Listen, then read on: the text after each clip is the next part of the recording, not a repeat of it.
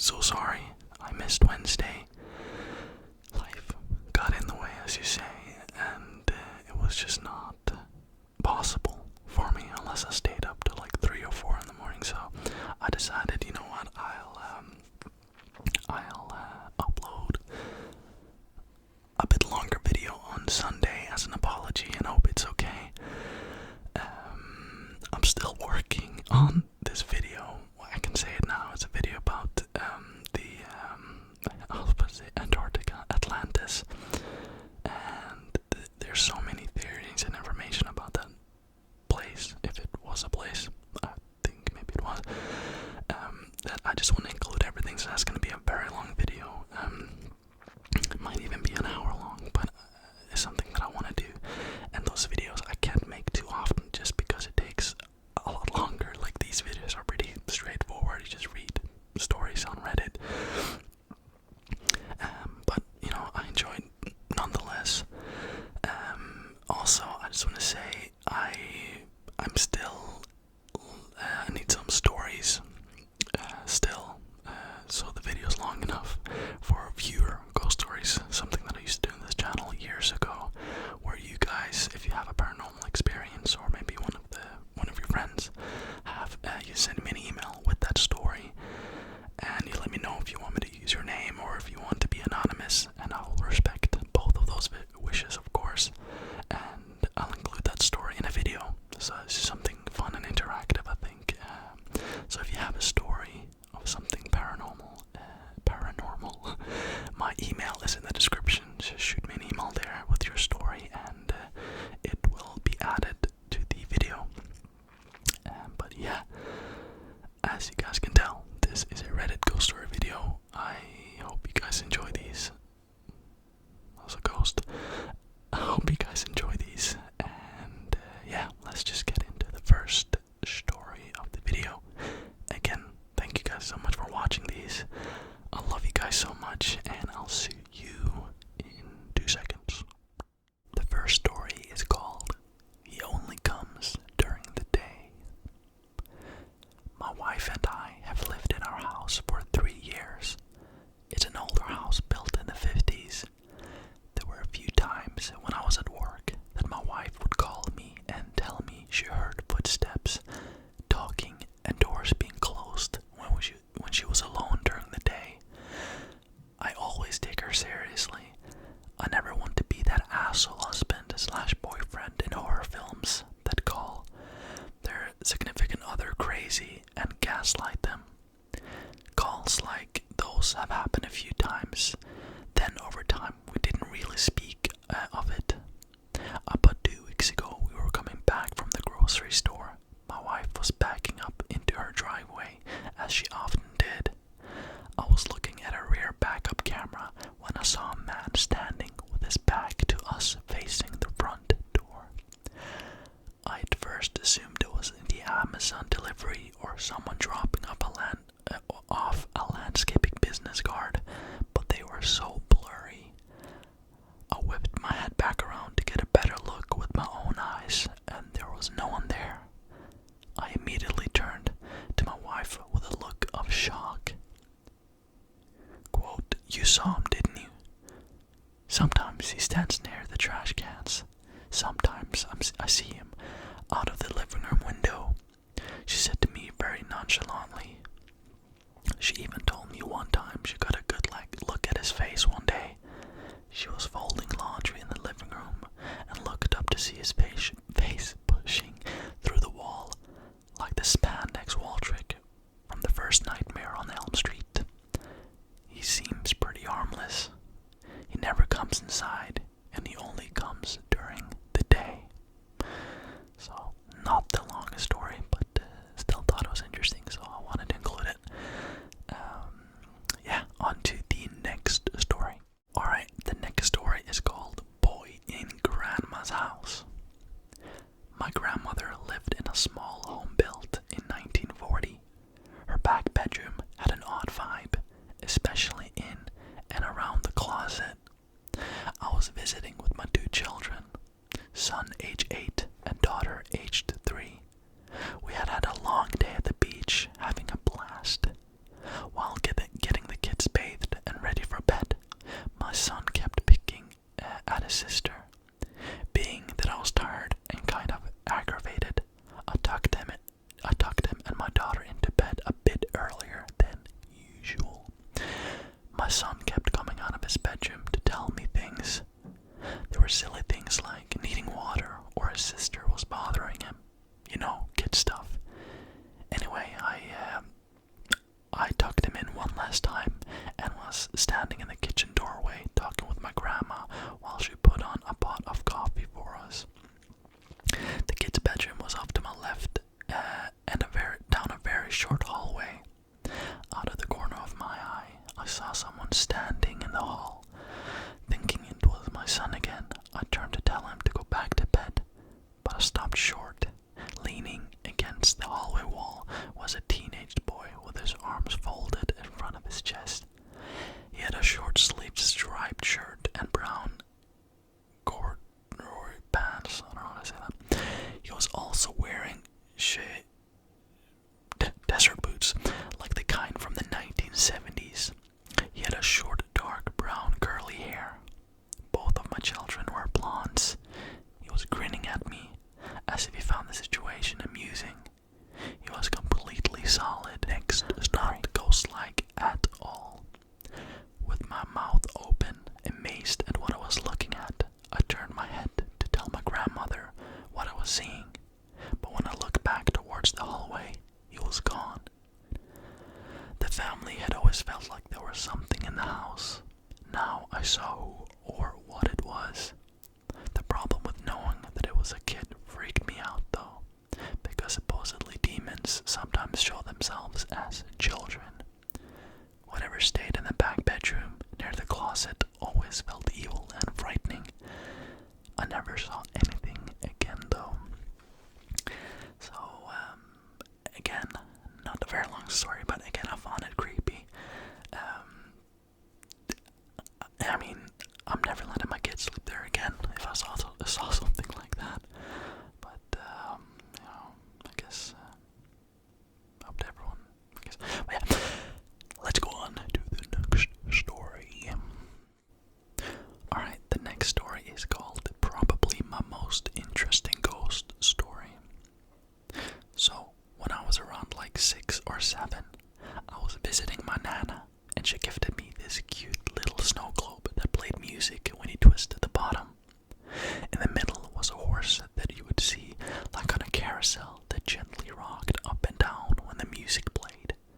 The button was really pretty metalwork painted gold, and I love this thing because my nana gifted me tons of little trinkets that she collected over the years. It was about 13 years later. I was in high school, and this thing had solely sat on my dresser as decoration for years because it doesn't make music anymore. I had tried over and over again years before, and it didn't work. Keep this in mind, this thing had not made any music or really been touched in about 4 years, except for light dusting because it was broken and didn't make any music. It's 2 a.m. on a Friday night, and I wake up because I hear one of my mother's several cats jumping around in my room. I see our Maine Coon literally giving the death stare to my dresser where the little snow globe was sitting. This thing starts playing music. I immediately said hell no, picked it up, shook it, and it stops, which is absolutely weird. I lay back down only for it to start the second time. So this time I move it to the back of my closet and lay back down. The cat is now staring at the closet and the music continues. I get so frustrated I go into my closet and bury the snow globe in clothes because it wouldn't stop and I was exhausted. Let me know if y'all have ever had anything similar happen. That's terrifying. I had a similar story, I guess. This is me now, by the way, this is not a story. I had a similar story, I guess. I've told it on the channel before, but after my uncle died, there was this song that he used to love playing. I think it was, not many people will know this. I think her name is Skeeter Davis, or something. I think the song End of the World, I think it's called The End of the World, or End of the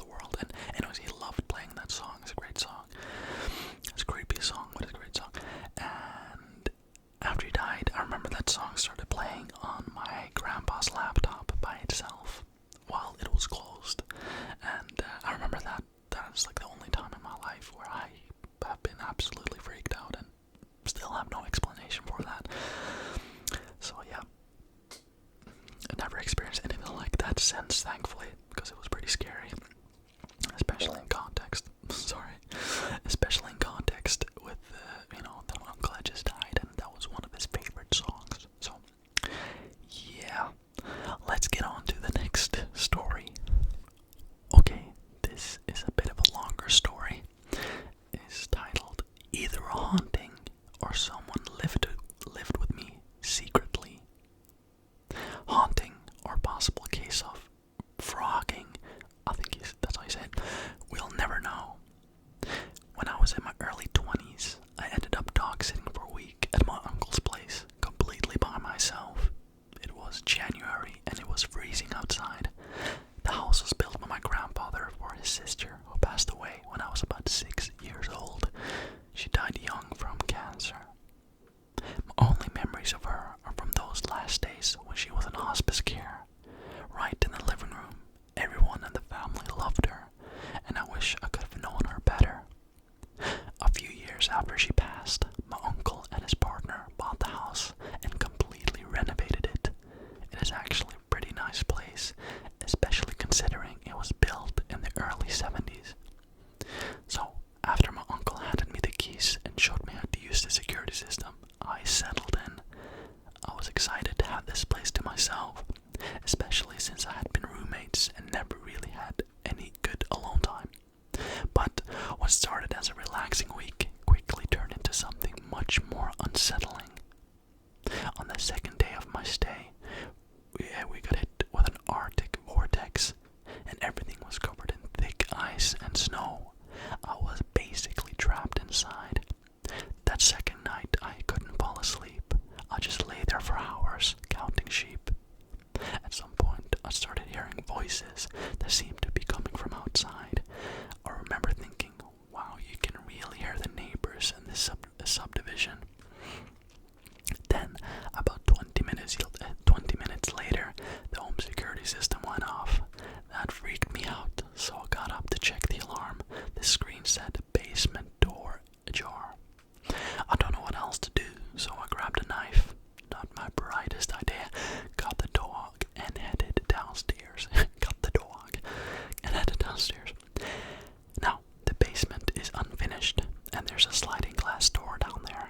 My uncle always puts a bar in the track to keep it from opening, even if it's unlocked. When I got down there, the door was open, and the bar had been removed. The ground outside was covered in snow, but there were no footprints.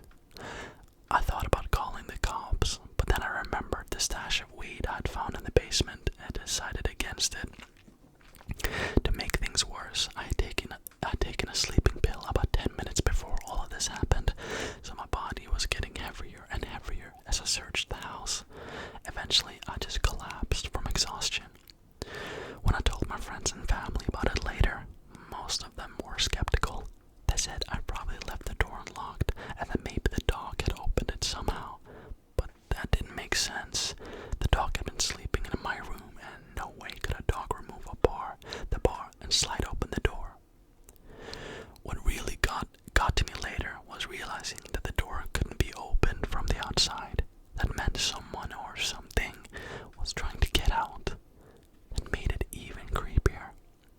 Anyway, that was just the beginning of the weird stuff. The next night, I was lounging on the couch, watching movies, when I heard a soft thump, thump, thump against the side of the house. It sounded like someone was throwing a tennis ball at the wall. At first, I brushed it off, just as the pipe settling in an old house, but then it happened on the opposite side of the house. Thump, thump, thump. The sound started moving around to different sides of the house, always in the same order/rhythm. It repeated this pattern 3 times before moving to another part of the house. This went on for about 2 hours, and I was getting really frustrated and annoyed by the constant knocking. Then, just as suddenly as it started, it stopped. Over the next days, I started noticing things being out of place. I'd set something down, and later it would be somewhere else. At first, I thought I was just being forgetful, so I decided to get more organized. I started closing doors behind me to make sure I wouldn't misplace things. I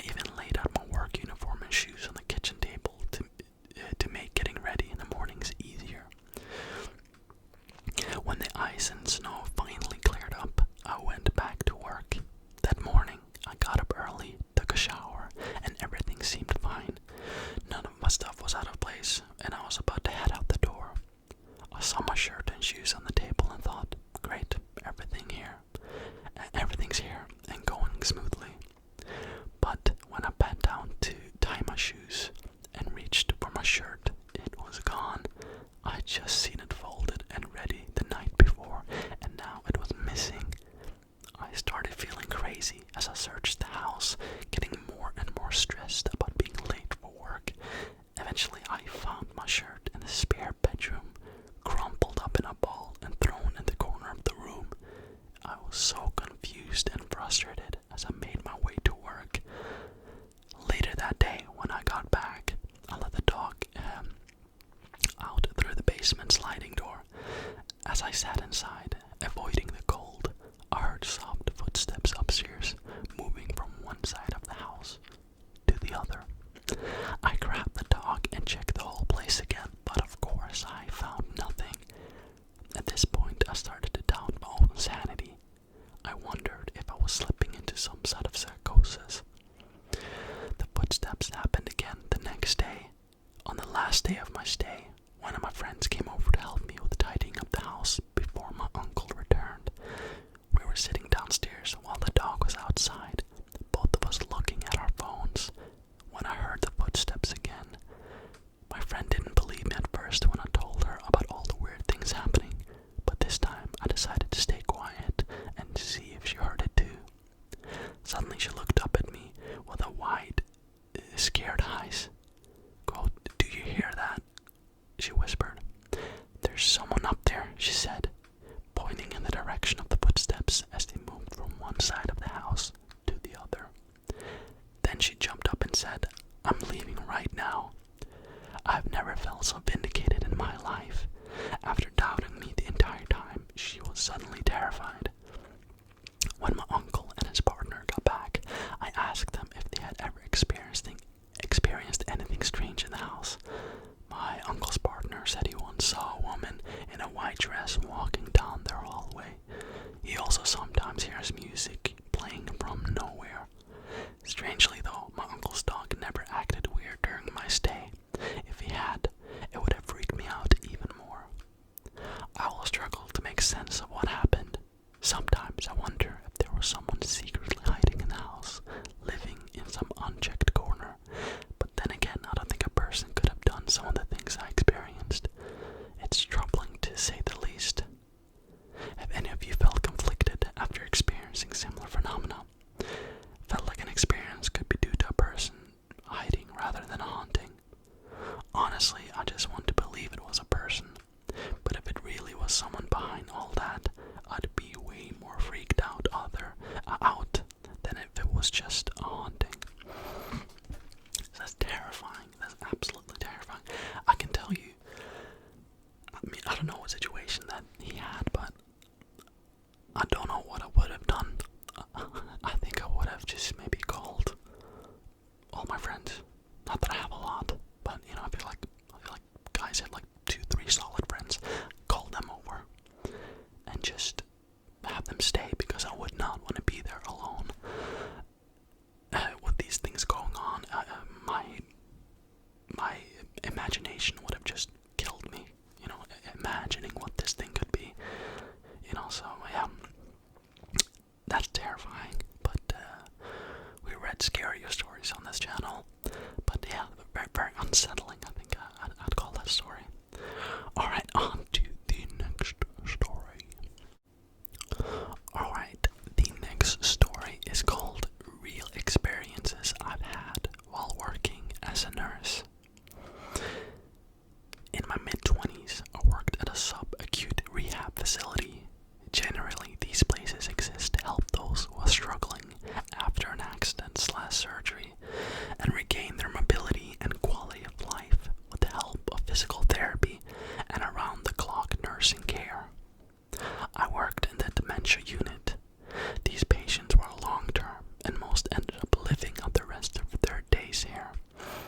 Although it was called the dementia unit, our patients were comprised of those suffering from permanent or long-term brain-related conditions.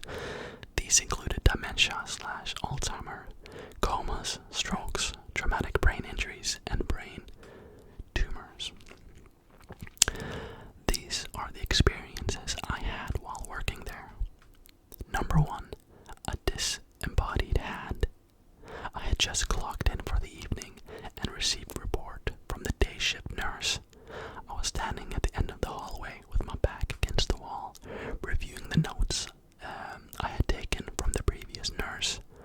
whilst reading over my slip of paper, I felt what could only be described as a hand dragging its fingers horizontally across my abdomen.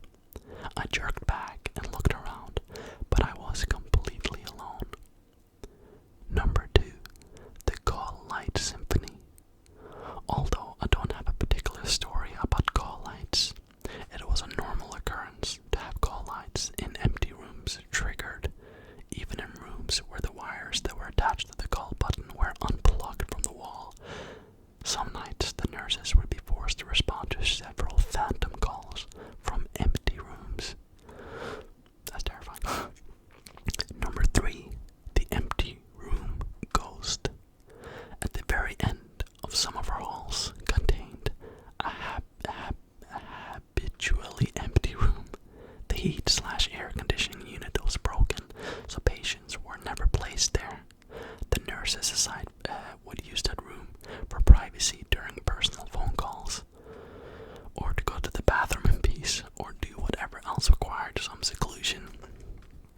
One evening I headed into that room's bathroom to touch up my makeup and fix my hair.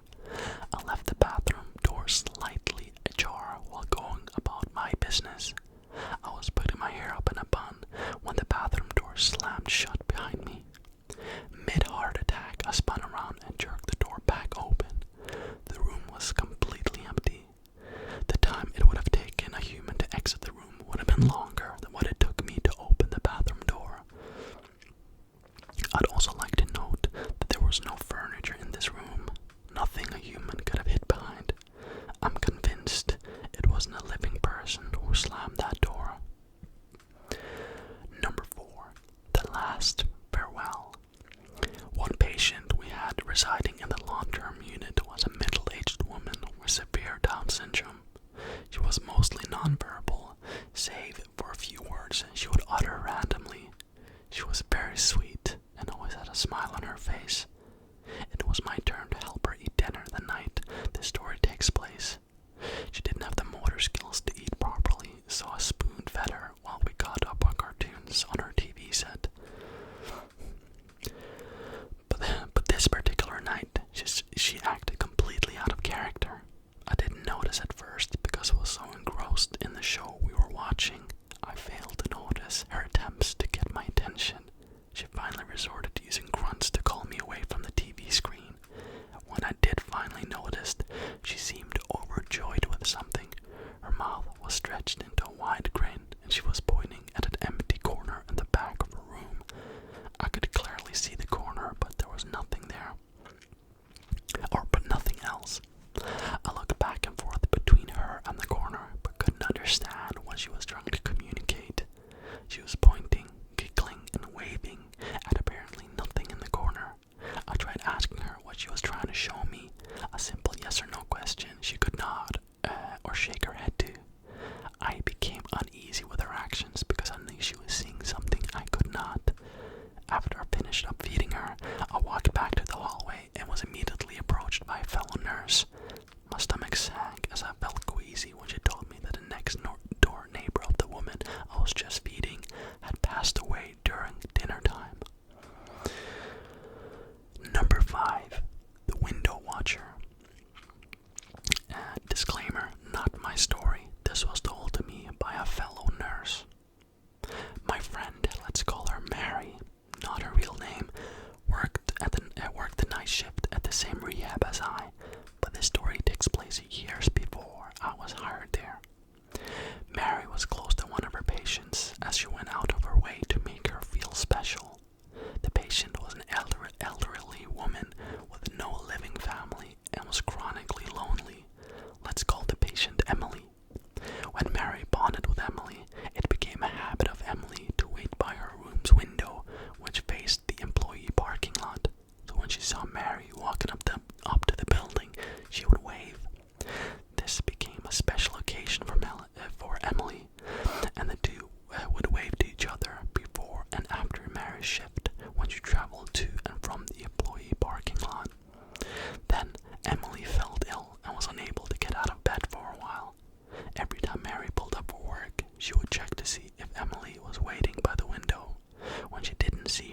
she would know walking in that Emily was still sick.